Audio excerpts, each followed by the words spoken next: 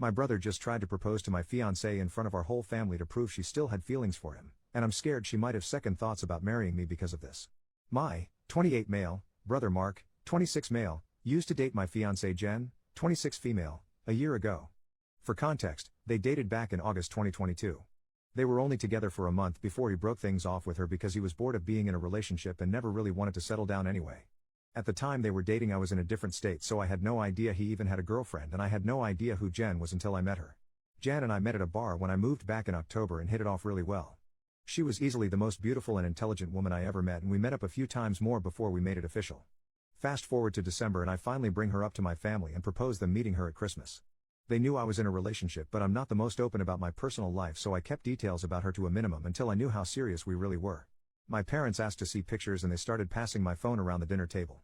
Mark saw it and blew up, calling me a shit brother for dating his ex-girlfriend, and he demanded I break it off with her. I refused. When I asked Jen about it, she confirmed they dated and gave me the details about their breakup. It took a few weeks, but eventually Mark stopped bringing up me dating his ex and I thought he was over it. On Jen's birthday this year, I took her out to a fancy dinner with both of our families and her closest friends, and I asked her to marry me. Mark flipped once again and blew up about me proposing to her, which me and my sisters immediately shut down. The incident happened this past weekend. Mark had been pretty quiet about the whole thing for the last 2 months. I didn't see him much and figured he went low contact with me, which I had no problem with. Then he invited me and Jen for family dinner at his apartment with my parents and sisters. I thought it was weird, but my parents and sisters were also going, so we agreed to go. The dinner was nice, nothing too fancy, and we moved to the living room to talk. About 30 minutes into normal conversation, Mark stood up and told us he had an announcement. He made a long speech about being happy to have his family around for his big moment, then got on one knee and pulled out this cheap ring while asking Jen to marry him. Jen was confused and obviously uncomfortable and demanded that he put it away and stand up. My dad tried to make a grab for Mark, but I got to him first and punched him.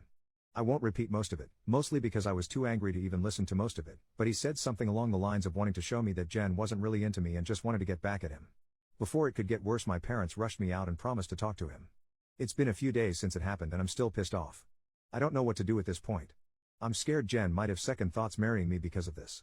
Any advice? Edit to add later that day. First, thanks for reading and responding.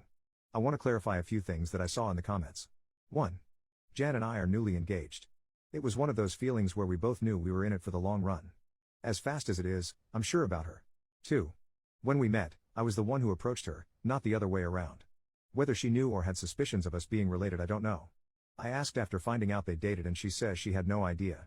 I didn't have a reason to doubt that, but I can admit this, seemingly, overreaction on Mark's part does raise red flags. 3. I had no idea she and Mark dated when I met her. Mark and I aren't close at all. We used to be, but as we grew up we drifted and talked less and less. Before I moved back, we didn't really speak much aside from special days like his or my birthday. Jen knew of my family but not much until I decided I was ready to introduce them to her. When she and Mark met, again, I didn't get a sense of any residual feelings on either part. She didn't treat him like a stranger, but she also wasn't overly affectionate with him either. 4. I was told this was a relationship that lasted a month. I didn't think I needed permission from Mark to ask her to marry me, but maybe that was wrong of me. I'm not sure. That being said, I plan to talk to Mark this weekend to lay everything out on the table and figure out what's up. I never asked for his side of their relationship, which is my fault for not doing my due diligence. Update 2 days later, I called Mark and asked him to meet up with me at my place to talk. I told him I would prefer Jen to be around for the talk as well, but I was cool with it if he didn't want her there. He agreed to talk to both of us and showed up at my place around noon today. It was pretty quiet for a few minutes before I started the conversation. I apologized for not warning him I would be proposing to Jen, and I apologized for hitting him. He said it was whatever, but he appreciated the apology. I told him what Jen had said about the relationship and breakup when I asked her about it, and I asked him to confirm if it was true. I pretty much said that his reaction throughout his whole thing has been extreme, and I wanted to make sure I wasn't misunderstanding their relationship or downplaying how serious they were. He confirmed that they only dated for a few weeks and he broke up with her because he lost interest. Jen asked if he was acting like this because he still had feelings or regrets about ending things with her. He said he could admit he thought she was more attractive than when he last saw her, but there weren't any feelings or regrets. He said he just didn't like seeing a girl he dated, even if it was short term, with his older brother, and as a man I shouldn't have violated him by pursuing things with his ex. I reminded him that I had no idea they dated, so it wasn't like I consciously did this knowing their history together. He shrugged me off and said it didn't matter, I still should have broken it off. He was adamant that if the roles were reversed he would have done the same thing, which I highly doubt. I asked him why he proposed to her if he didn't have any lingering feelings. Basically, to sum it up, he was talking about it to one of his buddies who was around when Mark and Jen dated, and the guy put the idea in his head that maybe Jen knew from the start that we were related and was doing this to get back at him, considering Jen had been hung up on him after they ended. He and his friend thought it would be a good idea to test it and see if they were right, so he came up with the idea to propose and see if she dumped me for him. Jen asked him to elaborate on why he thought she was hung up on him, and he told her that he heard she was asking about him following the breakup and still hanging out at the places they used to go to, so it was a valid assumption. Then for her to pop up randomly with his brother affirmed his suspicions. Jen told him she'd only asked about him once following the breakup and she'd been hanging out at those places with friends before they started dating and she wouldn't avoid them because of a breakup. She also told him she was offended at the idea that she would go as low as to pursue me, just to get back at him. He shrugged and gave her a half apology but said she had to see it from his point of view. He asked her if she really didn't know and she told him that she didn't see the resemblance in us until we were in the same room and we act nothing alike, so it never crossed her mind, and he said okay. That pretty much wrapped up the conversation. He did tell me before he left that I could take back his invite to the wedding because he can't bring himself to support our relationship knowing he used to date her. I told him he didn't have to worry about that as he was most likely going to be uninvited anyway. It's been a few hours since our talk and I do feel better. My parents aren't too happy about him being uninvited, but they understood that it was a mutual decision and probably for the best. My sisters told me they knew he didn't have a good reason for being a jerk and they don't blame me for not wanting him at the wedding. As of now, I'm going to limit contact with Mark and I doubt he'll reach out to me anytime soon either. Once again, I want to thank everyone for reading and commenting, and if anything significant happens, I'll update again. Second update 2 months later, so I've been low contact with Mark since our last conversation. I haven't called him and he hasn't called me, and our only interactions have been in family settings. As it stands, my mom is now upset that Mark is still uninvited for my wedding. It started with a comment made during my younger sister Sophie's birthday, 22 female. Her boyfriend of, I think, 4 years proposed to her at the end of the night and we sat around talking about what she envisioned for her dream wedding. She talked a bit about wanting a destination wedding and her ideas for the cake and dress. Then she said something along the lines of, "Teddy, I know Mark's banned from your wedding but you won't care if he comes to mine, right?" I laughed it off and told her I can't get mad about her guest list even if I wanted to. My mom gave me this weird look and asked if Mark was still not invited to my wedding. I told her yes and she got irritated. She told me she thought I was joking and said I was being unreasonable to go through with banning him from the wedding since he's family. She accused me of holding a grudge just to be petty. I reminded her that he and I agreed on him not coming. I then told her that this wasn't the time to talk about my wedding since the day was about Sophie, and if Mark or her want to talk about my wedding they can call me another time. Sophie laid into my mom a bit about trying to make her special day about Mark and my mom dropped the issue. For those of you who might be wondering, Mark wasn't at Sophie's party because he apparently had to work and couldn't make it. A few days later, my mom stopped by my house and said she wanted to discuss my wedding. She asked me why I was so adamant about Mark not coming to my wedding. She said that I shouldn't be so insecure about Mark and Jen's previous relationship and that uninviting him was a step too far. I told her that Mark and I mutually agreed on him not coming to the wedding and he can come to me about it himself if he has a problem with it. We got into an argument and she said that if I wasn't going to re-invite Mark then she would not be coming either because I'm ostracizing her son. I shrugged and told her if that's what she wants then she can toss her invite in the trash because I won't beg her to be there. She asked me if I would really be okay with her not attending and I told her it wouldn't be the first time she missed an event of mine because of Mark. She said I was being an off for throwing her past mistakes in her face and she stormed out. I then started getting messages and phone calls from her and a few family members about the whole situation saying I was in the wrong and urging me to invite Mark just to keep the peace. Jen's also been getting messages from my mom asking her to talk to me and get me to change my mind, but to my knowledge she hasn't been responding. So far, most of my mom's side of the family are standing in solidarity with her and not attending, while my dad and his side of the family, which is only my aunt and uncle and their 2 kids, agree with me and are still coming. My sisters are also still coming to the wedding and of course Jen's family too. Also, I talked to Mark about it and asked him if he had a problem with not having an invite. He said he uninvited himself in the first place and he doesn't get why they're making a big deal because he still doesn't want to go. He told me to leave him out of the fighting because he's not involved and he says he'd tell her the same. As of now, I'm back to being low contact with my mom, but my dad and I are still on decent terms. I'm still deciding on whether I'll re-invite my mom and her family, should they change their mind about the boycott, but the chances are low and I told my dad this too, which he understands. For now, Jan and I started looking into downsizing the venue since the guest list is significantly smaller. Update 3, my mom is uninvited from the wedding indefinitely. About 2 weeks after she decided to not come to the wedding, she stopped by and said she wanted to clear the air and talk about everything. We agreed and invited her in to join us for dinner. Jan made her a plate of food and I asked her if she was still planning on not coming to the wedding. She said that while she wants to, she can't get over me not inviting Mark because of a simple mistake. I reminded her that his simple mistake was proposing to my fiancée with me sitting less than 3 feet away from him, and she said it was just a joke. Jan asked her why she wanted to talk if she was maintaining the same stance on Mark coming to the wedding. She said she wanted to talk to Jen and she was hoping Jen would hear her out and talk me into inviting Mark again. She apparently assumed I was at work and she'd be able to catch her alone. Jen politely told her that she understood her thought process, but she wouldn't have had that conversation anyway without me present since this is about my brother. My mom made a comment somewhere in the lines of Jen being spineless and unable to have a conversation without me thinking for her, which started a pretty heated back and forth between the 3 of us before Jen told her to get out. She got up and started walking towards the door and my mom followed her still screaming at her. By this point she's yelling about her tearing our family apart. While Jen was unlocking the front door my mom grabbed her hair and pulled her to the ground still screaming. She hit her and tried to claw her face and I dragged her off of her and threw her outside. She banged on the door for a few minutes while I made sure Jen was okay before she left and called the both of us repeatedly. When I was sure Jen was okay I texted my mom and told her not to bother reaching out again because we'll never speak to her again. I called my dad and sisters and told them what happened too. My dad was surprised and tried to make excuses, saying she'd been stressed about this whole situation for a while. My sisters say they knew she'd snap eventually since she's always been a crazy bitch and they said they'd come make sure Jen is okay. I asked Jen if she wanted to press charges but she declined and said she only wanted to cut contact with her for good. I told that part was obvious but she should still talk to the police since she was physically assaulted but she doesn't want my mom to get arrested. My sisters and Jen's mom came by to comfort her thankfully so she's doing okay. My mom is blocked on everything until Jen says otherwise. I genuinely don't know what to do now. Jen doesn't want to go to the police because she'd feel guilty having her arrested over this, but my sisters and I want to convince her too, and I'd at least want documentation in case something happens in the future. Clarification and some background on my relationship with my parents.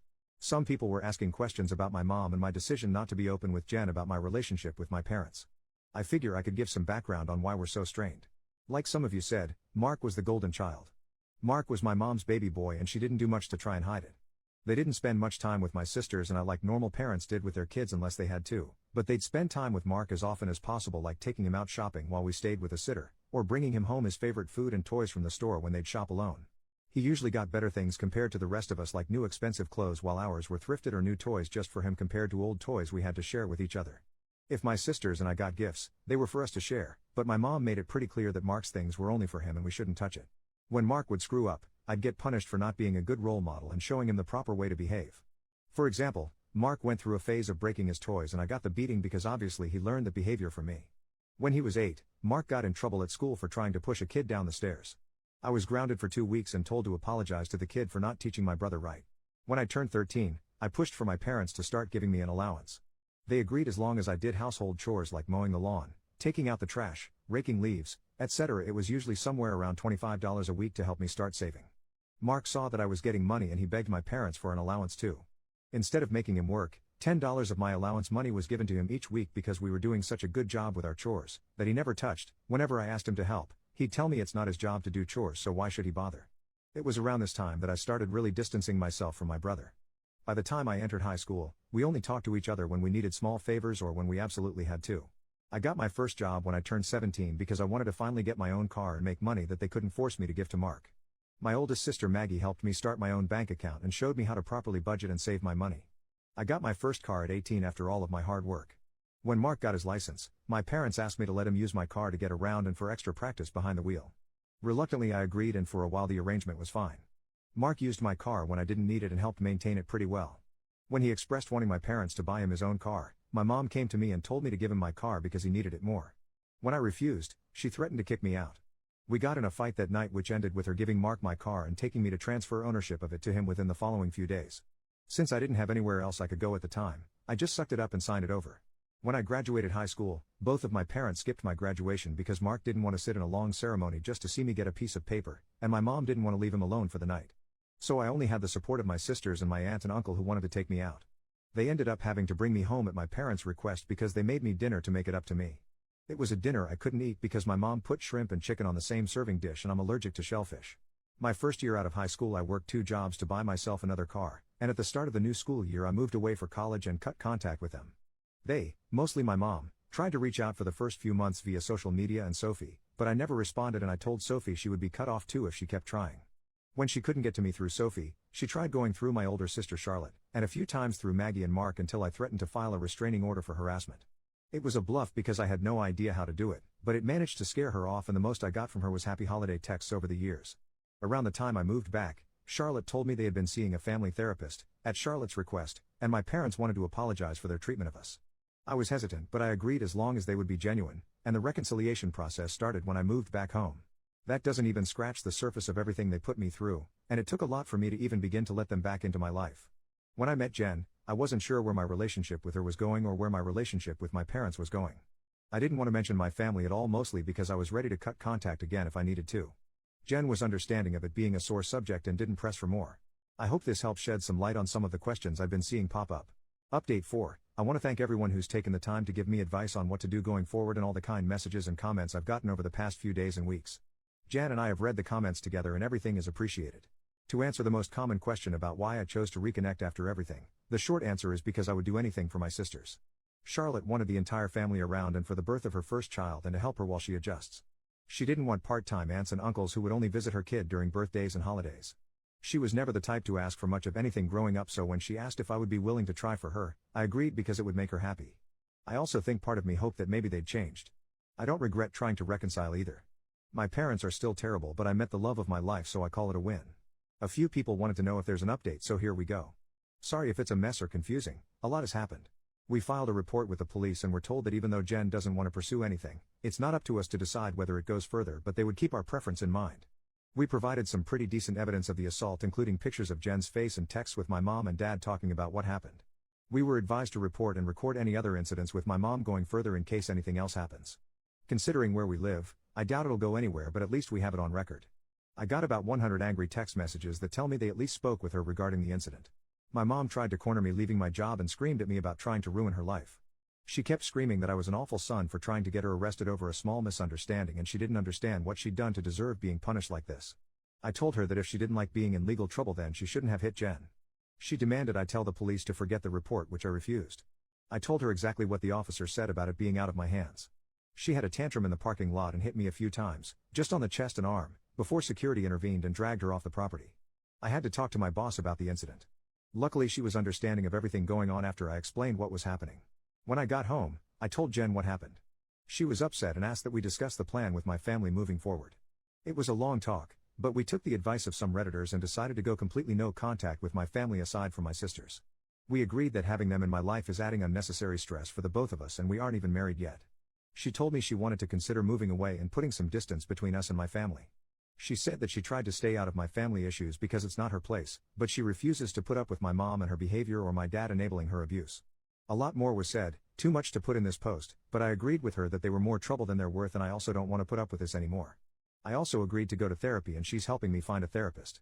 I decided to call my dad after our talk and let him know I would be going no contact. He didn't answer the first time I called, so I left a message asking to have a long talk.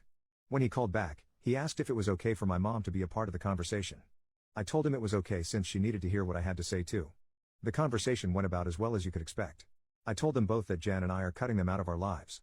My dad demanded to know why I would do something like that after going through all the trouble of repairing our relationship. I told him that this entire thing with Mark has shown me that nothing is actually repaired between us, and, as far as they're concerned, the world revolves only around my mom and my little brother. I told them that their continued favoritism of Mark has brought our relationship to a point of no return and that I wasn't interested in holding on to a failing relationship.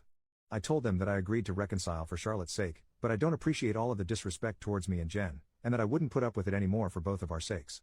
To my mom specifically, I told her that I was tired of her using me as a scapegoat for her bad parenting and Mark's attitude. I also told her that I would never forgive her for what she did to Jen and what she did to me and my sisters growing up. She started to say how I should move on like my sisters have, but I cut her off and told her that she should take their forgiveness and move on because she would never receive it from me, especially after everything she's done these last few weeks. She started crying and asking me how I could treat her like such a villain. I told her she could only be upset with herself because I've done nothing wrong. She cried harder and told me how much she regretted having me and how I've only tried to ruin her life. This started a heated argument between her and Jen once again, and Jen told her in much more colorful words that she was disgusting, and plenty of other nice names, for saying something like that to me. I don't know if she left the room or just decided to shut up, but my mom stopped talking when Jen was done speaking to her. My dad said he wasn't okay with being shut out of my life, and he asked me to try to understand my mom's point of view. He said that she was also struggling because her kids were at odds and I was being unfair to punish her for her struggles with raising and caring for us. The last thing he said was that we were a family and I shouldn't let past mistakes stop us from moving forward together. I told him that the only person she ever cared for was Mark and herself, and there was nothing he could say or do to make me change my mind. I told him that it was up to him whether to keep my number, but I would be blocking him and my mom everywhere and I wouldn't be reaching out again. Then I hung up. Afterward, I sent a long email with a link to my posts attached to my entire family on inviting everyone except my aunt and uncle and my sisters to the wedding. I hadn't cried in a long time, but Jen held me while I cried after writing the email, and she assured me we would be okay. My sisters also reached out to me after reading the email. I apologized to Charlotte for not being able to continue reconciling like she wanted, but she told me it was okay and it's not my fault I had to cut them off again. The response from my family has been pretty mixed. Some are angry I aired out family issues on a public internet forum, while others are pissed at my parents because they never knew it was this bad. The last person I talked to about everything was Mark. He asked if I was cutting him off too, and I told him I wasn't, but I wouldn't be going out of my way to reach out to him either. He didn't argue and just wished me the best with the wedding, and we haven't spoken since. Right now, Jan and I are looking for a new place to stay. The plan is to move closer to Jen's brother. He lives about 3 hours from where we are now, and Jan and I like the city he's in. I spoke to my boss about transferring, and Jan is looking into the option of working 100% remotely or possibly finding a new job. And once again our venue's changed. Since the guest list is significantly smaller, my future brother-in-law is considering letting us use his lake house for our wedding. I don't plan to post any more about this unless the sky falls, at least not until the wedding, because I want to move on with life, but I want to thank you all for your comments and advice.